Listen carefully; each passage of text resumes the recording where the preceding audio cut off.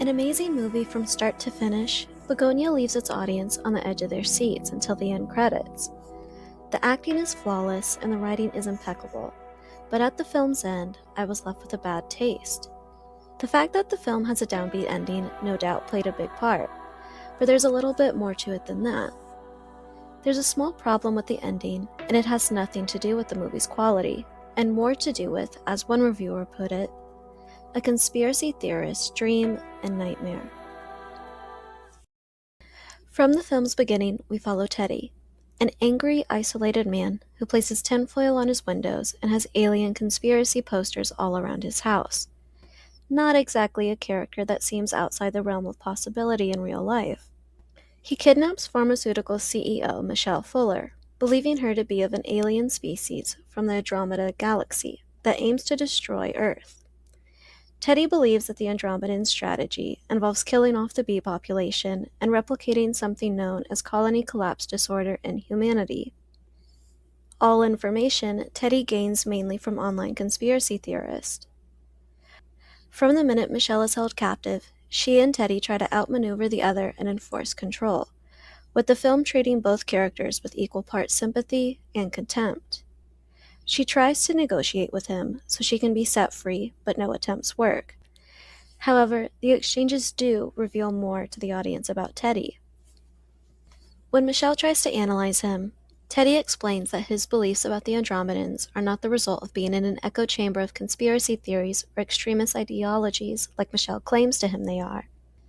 He provides some background information that before he became obsessed with the ideas of malevolent aliens, he was a lost and searching man that fell into several different ideological groups, mainly as a result of radicalization from online sources.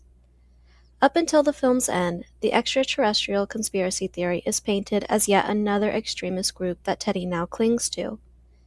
However, when Bugonia reveals that Teddy's Andromedan conspiracy theories were actually mostly factual, with the exception being the goal of the aliens being different from what he thought, the film is inadvertently making the argument that if one conspiracy theory can be proven correct, then why couldn't any be correct? Moreover, the film unintentionally could be said to pose the question, are tinfoil hat flat earthers as wrong as rational people think? A dangerous question in a post-truth landscape. Teddy is proven to be right about nearly everything, even the shape of the Andromedan's mothership. As a result, some of Teddy's actions, as dangerous as they are kinda excused by the film's ending. Had Teddy been successful in persuading Michelle to speak with the Andromedans to spare Earth, or to kill Michelle like he did the other Andromedans, both those suspected and real, the people of Earth could possibly have been saved. Instead, Teddy, despite knowing so much about the Andromedans, was outsmarted by Michelle and killed before the rest of humanity was basically popped out of existence.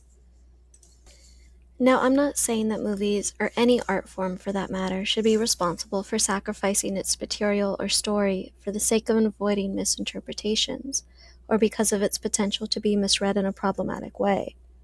For example, look at American Psycho and They Live. Both have had their central themes completely misread and co-opted by the far right, despite those central themes being in total opposition to what the far right interprets from those movies. These movies deserve to exist, even if they have been misunderstood by select audiences. What I am saying is that the timing of Bugonia and its ending is tricky, to put it mildly. Compare the time Bugonia was released to 2003's Save the Green Planet, the film Bugonia is a remake of. 2003 definitely had conspiracy theorists. Every decade has. Yet conspiracies were never held with any sort of real reverence or taken all that seriously by mainstream society. Contrast that with now, where administrations in the Western world are enacting policies based on internet-enabled conspiracy theories. America's new public health policies are just one example of this, with vaccine mandates being drastically cut back despite an increase in disease outbreaks that previously had elimination status, such as measles. The dangerous policy changes under MAHA are mainly due to conspiracy theories around vaccines, despite the misinformation being disputed with evidence several times over. Seeing how differently society treats conspiracy theories from 2003 to 2025, it's easy to find an issue when a movie stars a main character that holds conspiracy-backed beliefs similar to that of real-life harmful policymakers, and then having said character be validated by the film's ending. Yorgos Lanthimos is known for his absurdist take on characters, even when they exist in a world that's close to real life. For example, in The Killing of a Sacred Deer, the film is set in the real world, but the characters all speak and act in surreal ways. I think Bugonia's ending would not have had the issue I've described had Teddy been portrayed in a more surreal manner, which is done in the movie, just not with Teddy's character. Look at Michelle, particularly in the beginning of the film. She has a heightened quality to her character that although she seems like what we could see in real life, she's also exaggerated enough that a dark comedic effect is achieved, as well as it distances the viewer from Michelle. She seems real enough to be seen as a greedy CEO we could imagine exist in real life, but not so real that we can point at her and say we know someone just like her in our daily lives. On the other hand, Teddy does not really get that surreal exaggeration. His actions are extreme, but Teddy as a character is someone that many could point to and admit that they know someone similar in their real lives, or at the very least, someone similar they've seen lurk in online spaces or in disturbing news stories. Obsessed with conspiracy theories, angry at what modern living is, wanting an outside source to blame for the world's problems, and above all, paranoid.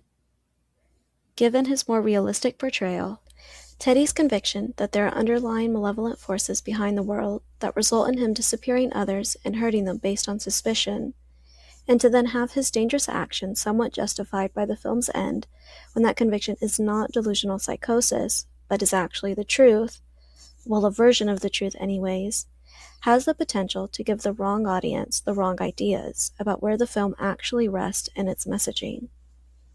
However, the film offers one important point to suggest that Teddy himself was the one who doomed humanity by his intervention, despite his theories being half right about what was going on in the world. After Michelle's experience with Teddy, who she sees unintentionally hurt the one he's closest to, Don, by having him be an accomplice to his crimes, as well as seeing Teddy's refusal to accept how humanity's own actions, like environmental degradation, genocide, and war, are leading to its downfall, and of course, Michelle experiencing Teddy's cruelty towards herself. She makes the decision as Andromedan Emperor that it's time for humans to be rebooted before any more damage to the Earth is done. Of course, Michelle ignores how she, disguised as a human, has led to some destruction on Earth, but that could be a whole other video on its own. Both her and Teddy think they act on behalf of the common good, when that's revealed to not be true. But had Teddy not acted on his conspiracies and taken Michelle, she would never have left Earth and made the decision to end human life to begin with. She would have still hurt humanity in the way she was currently doing as a callous CEO, giving in to human greed and selfishness, but she would not have hurt humanity in the Thanos ×2 type way that's shown in the film's conclusion. As a result, Teddy is not painted as a misunderstood hero or humanity's rescuer, like he imagines himself to be. An important distinction that saves the film's ending from glorifying someone dangerous that is all too recognizable in the post-internet age society currently finds itself in.